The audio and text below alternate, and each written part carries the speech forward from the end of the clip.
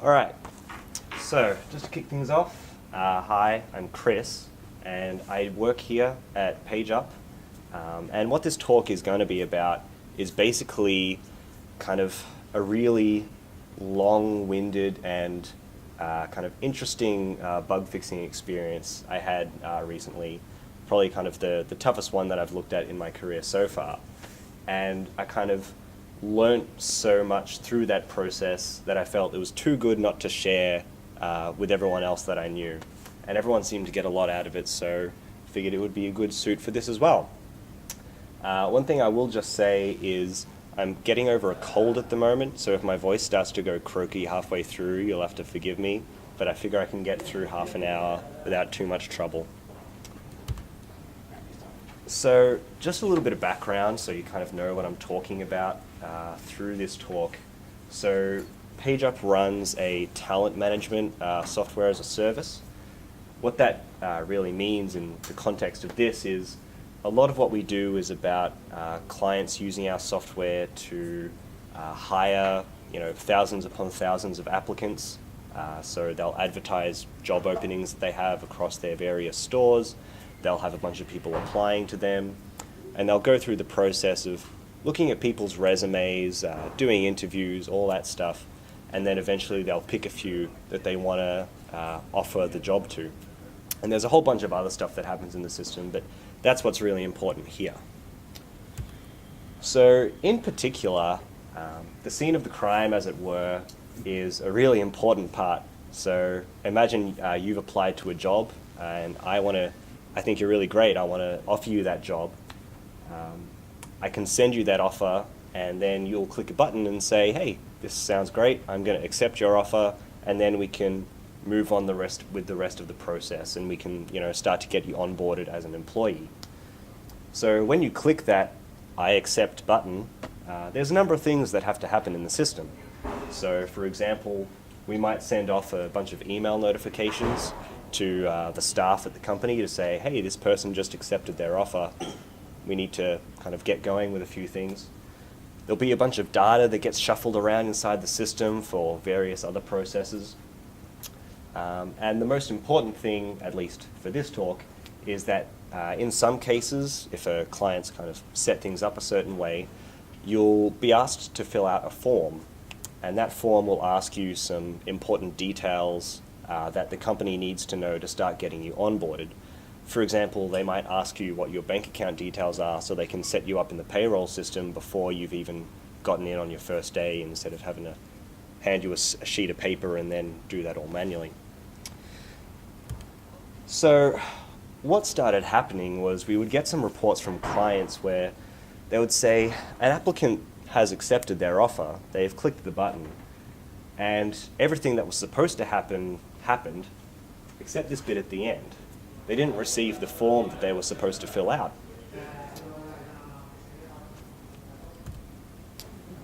So we did the standard thing. We went and took a look at the error logs. We couldn't really see anything. We took a look at the database as well to try and trace through what happened and see, okay, what might have gone on here. But we couldn't really find anything. So we did what every good programmer does. We wrote it off as user error. Now, in our defense, this is a process that clients have a tendency to get wrong in some cases. Maybe there's a certain setting that they haven't turned on, or they forgot to fill out a certain field. And in those cases, we just kind of send it back and say, hey, you're not quite following the right process, but next time you can do this all correctly. So in this case, it was very tempting and very easy for us to send it back as a once-off issue saying, look, we can't work out precisely what happened here, but it's probably just someone forgot some other process down the line, and that's resulted in this happening. Unfortunately, time went by, and we started to get more and more reports of this issue, and it started getting worse and worse. It got to a point where we'd be receiving reports of this at least once a day. And every time we would receive the issue, and we would take a look at the error logs, and we couldn't find anything. If I just kind of pop back to that slide before, we also found that it wasn't just always this bit that was failing. Sometimes maybe the notifications wouldn't get sent, or some other part later in the process that might not occur. So we kind of took another look at it and we said, all right, let's just follow the code through line by line, take a look at the database, and let's see what looks like is happening. And from what we could tell, it just seemed that the code was just stopping halfway through. At some arbitrary point in the code, it would just stop.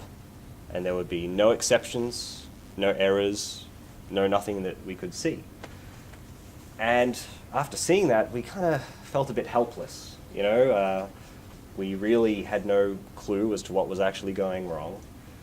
But clients were still reporting this issue a lot, and they were starting to get a bit antsy about it, understandably. So we had to do something, right? And I guess if watching crime dramas has shown me anything over the years, it's that if you want to try and catch a killer, you're supposed to track their movements or something like that.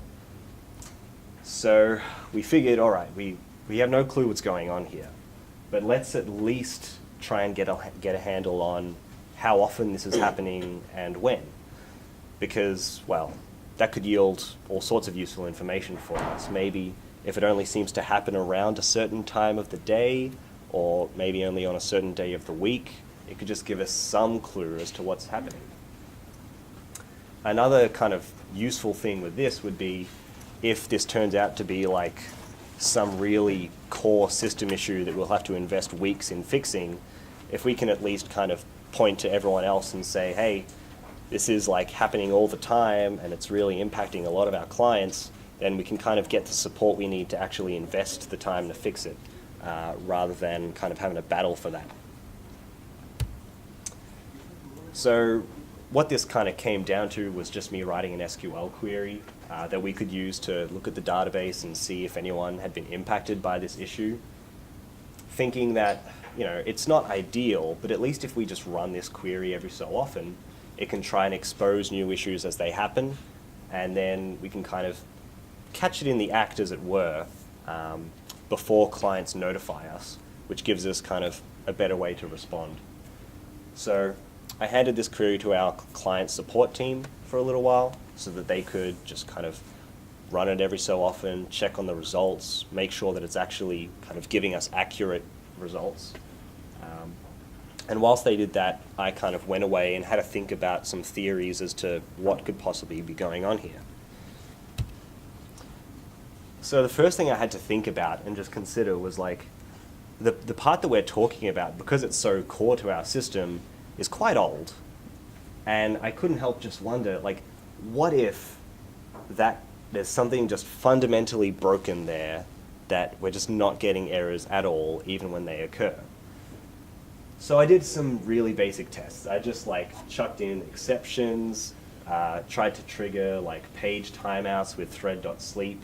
I even had it call a database stored proc that would just wait for 2 minutes and force the code to time out that way. But everything seemed to be generating the kinds of error logging that I would expect, so I could at least take a little bit of faith in that. I did a bit more Googling, and I found something which was kind of the best lead we had so far, which was around Poole Recycling in IIS. So I forgot to mention this earlier, but the core of our application runs on a pretty standard .NET stack, just on IIS in Windows servers. And if you're not familiar with Poole Recycling, it's just something that IIS does every so often where it'll have kind of a worker process that's handling all of your web requests, and then every so often it'll just replace it with a new one as a way of kind of, I guess, a method of garbage collection, making sure that it's not using up too much memory. And in my kind of very simplistic illustration, it probably looks something a bit like this, where you'll have your old process and it'll start up a new one, but it'll allow for a bit of a changeover period where all of the web requests that are coming through will start to be handled by the new process, but the old one will still keep running for a little bit so that it can finish processing everything that it already started. And that seems pretty sensible. There shouldn't be any issues there. But there is a note in the IIS documentation that says, if this changeover period takes too long and the old process still hasn't finished, it's just going to assume that it's hung on something and just kill it off, because it can't just wait around forever. So I figured this could describe pretty much all the symptoms that we're seeing. The only explanation I could think of for code that stops halfway through with no error would be something just killing off the process. So I tried to kind of test this out in my dev environment a bit, just run some pages and just manually force @Poole Recycles in IIS. I still wasn't able to replicate any problems, but I figured perhaps it was an issue of load on the servers, because obviously in production we're seeing a lot more web requests coming in, and it's a lot more likely that the IIS process might take a lot longer to exit rather than when I'm just kind of manually doing some pages. And it was at this point, actually, where the head of our client support team came over to me and said, "Hey, I've been running that query that you gave me, and I found someone who had an issue just 20 minutes ago. And I've logged into the system, I've checked it all out, and it looks like it kind of fits all the criteria of this issue that you're seeing. So what now? I mean, we've got to be able to do something, right?"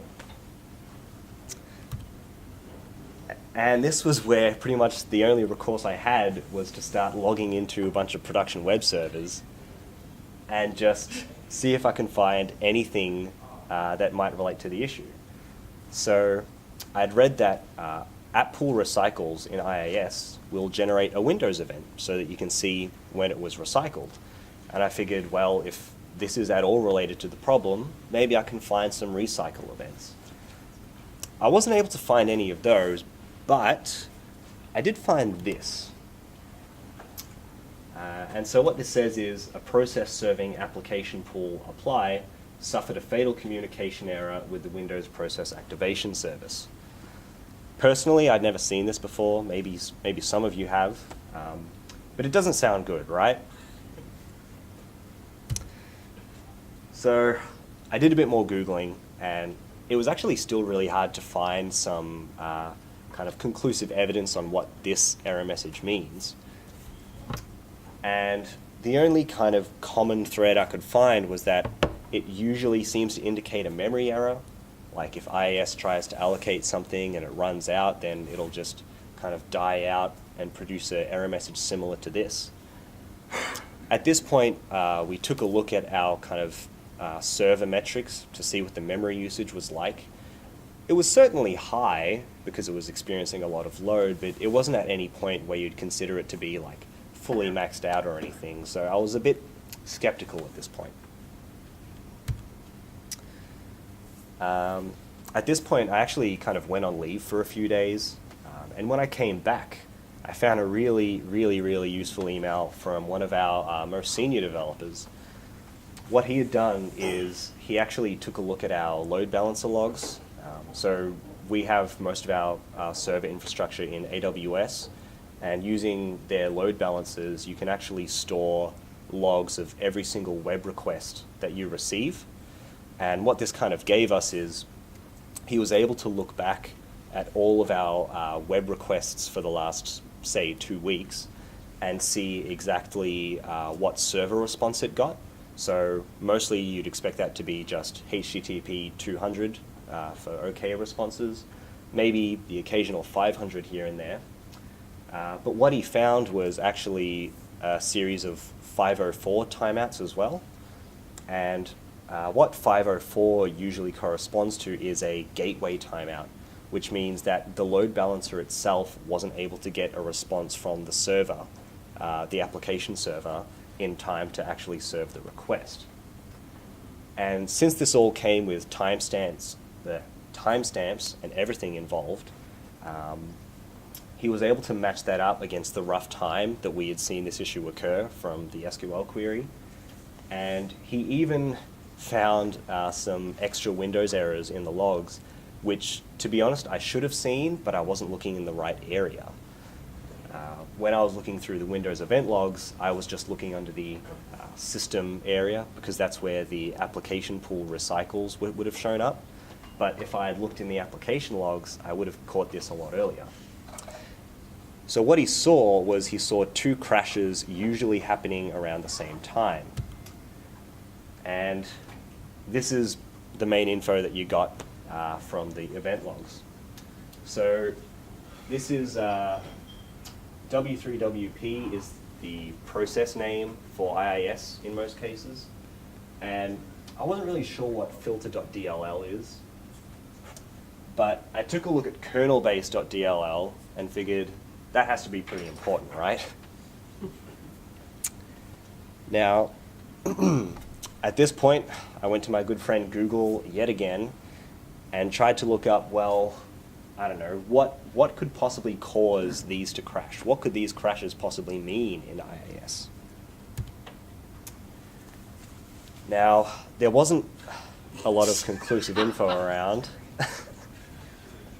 In most cases, the answer was pretty much, you need to download WinDebug and take a look at a crash dump to actually try and see what's going on. So it sounds like a few of you are probably familiar with WinDebug. I certainly wasn't, and most of my coworkers weren't either. So I'm actually going to bring up a crash dump just to show you roughly what that looks like.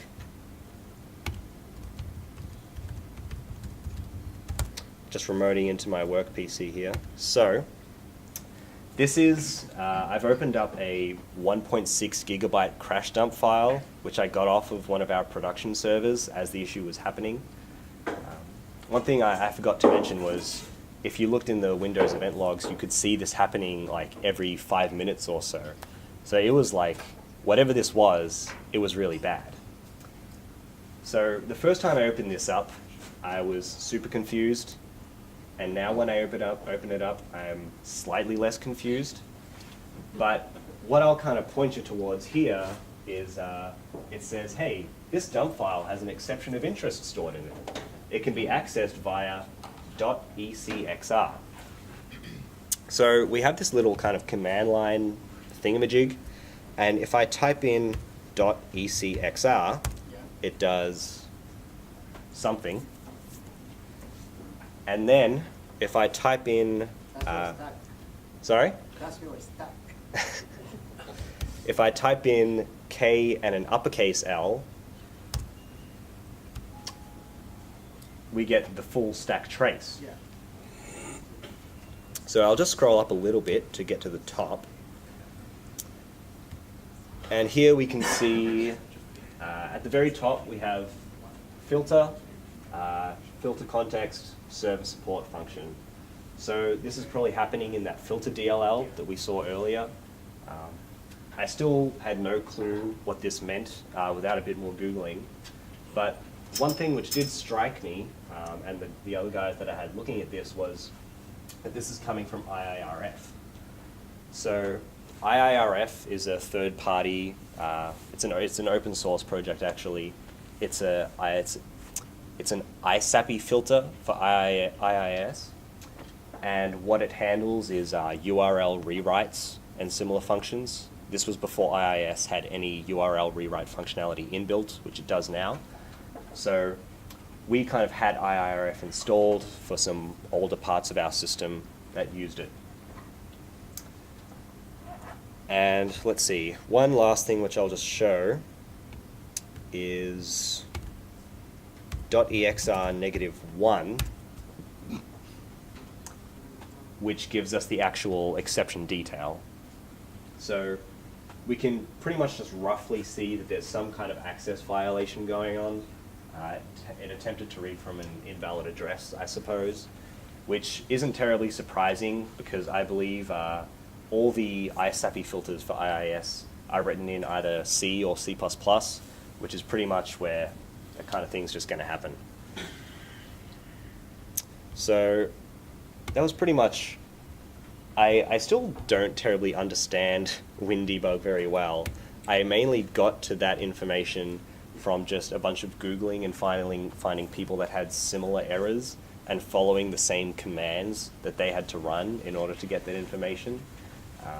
But I'm sure there's plenty of documentation available for it online if you did want to know more. So what we did gather from that is that the error looks to be occurring inside AIIRF, because our stack trace tells us that AIIRF is calling some kind of function as part of the IIS API for filters. This server support function, and then it crashes somehow. But it still really confused me because, I mean, if this is some really core part of our code, like the filters is something that is happening before it hits any of our application code. So just as a rough conceptual thing, every web request is going to be passing through these filters before it actually hits anything that we've written. So if it's happening at such a core level as the filters, why is this only happening sometimes in production? Why aren't we seeing this in development somehow? I was able to turn up some more interesting some more interesting information by Googling more about these kind of server support function errors. And I found this blog post, which had some really interesting information. So some choice quotes is the latest version of AIIRF, which was built in 2011, doesn't work in IIS 8. That was really confusing because we use IIS 8 and AIIRF, and it seems to work just fine. But, as it turns out, it's only the redirect rules that don't work. The rewrite rules are just fine. So what's our config actually set up to use? Well, it turns out we mostly just use rewrite rules. In fact, we only have 2 redirect rules, which seem to apply to kind of some interesting edge cases. For example, if you try to access a URL with a double slash in it, so like if that's a typo or the path is just incorrect, it'll remove the double slash and just replace it with a single one so that you have a valid URL. So I thought, hey, great, I can test these out in dev and test all these weird URL combinations and try and break it. But that still didn't do anything. It all worked just fine. So I thought, all right. If this is to do with URLs, maybe we can take a look back at those load balancer logs and then take a look at the ones that received errors. Because that tells us every single URL that they were trying to hit and what response they got. And there was a couple that stood out to me that received the 504 responses. Right. So in particular, I found a set of URLs which were kind of clearly malformed because they had incorrect kind of path parameters in them. Basically just kind of because I know what the system's expecting, I knew that the URL was incorrect. But as a result of kind of that malformedness, it had a double slash in it. And it was at this point that I realized if you hit a production server with a double slash in your URL, it crashes the whole server. Like IIS just stops in its tracks for like 30 seconds at least before it gets up and running again. And this was seriously scary, right? Because if anyone knew this, not only could they just, like, sure, you could say they can crash one server, that's not a big deal. We have like a bunch of servers running in production, they're all load balanced, it'll be fine. But if they just do a hard refresh, hit a different server, they'll take that one out too. And they can repeat that as many times as they like until they've taken out our entire server fleet in one region. And then we've been DDoSed by one person hitting like F5.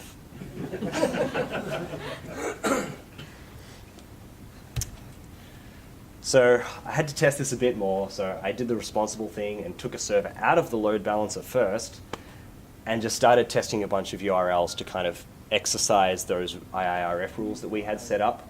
And every single time I hit a double slash, I'd receive a blank page and just see a brand new Windows error log showing up in the logs. So now that we know what's actually going on, how are we going to fix this? One thing we considered was if the problem is in AIIRF, then perhaps we can just redo our config to not use AIIRF and just use the IIS URL rewrite rules instead.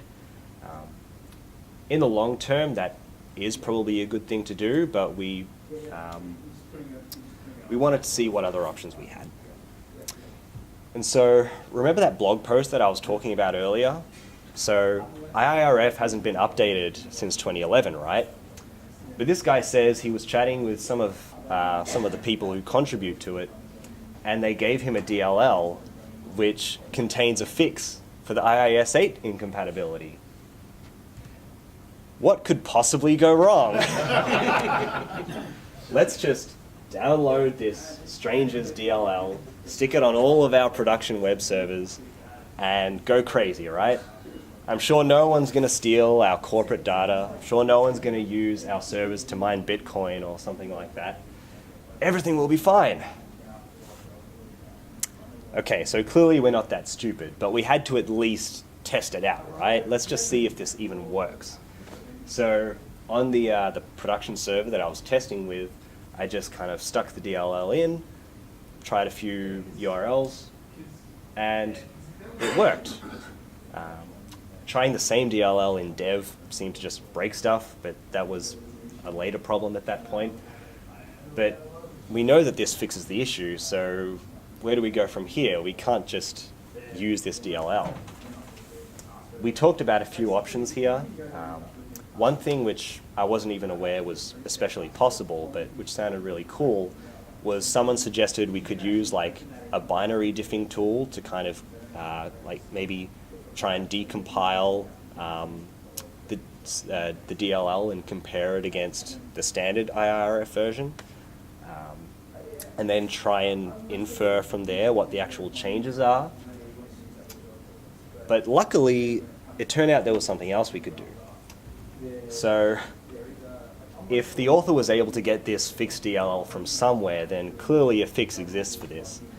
And I was actually able to track down the CodePlex project for AIIRF, which had an issue in it from a few years ago, which talks about this exact same problem. And as it turns out, perhaps unsurprisingly, is it's only a one-line fix. You just have to download the source code and change this to that, and you're all set. So thankfully, I was able to just download all the source code, make a couple of changes, update the project files to 2017 and all that kind of stuff, compile it for 32-bit, 64-bit, whatever we needed. And it worked in both dev and production, which is always great. And yeah, that was just kind of like an afternoon's work, and we had a fix for it just like that, which I was really happy with. On the off chance that any of you happen to have AIIRF and IIS 8 running in production, we have a public GitHub repo that just kind of mirrors the original with this one-line fix applied. So if you're in that situation, you might want to look into that. Now then, of course, we had to actually put this into production. There was a bit of work involved there, but I won't go into that because it's mainly just specific to how our servers are set up. But this was kind of the really nervous part, right? Because we have every reason to think that this issue has been killing off our servers and causing all of our code to stop halfway through. But we had no real absolute conclusive evidence. It's all just lining up timestamps and stuff. So we kind of had to deploy this and then keep an eye on things for the next week.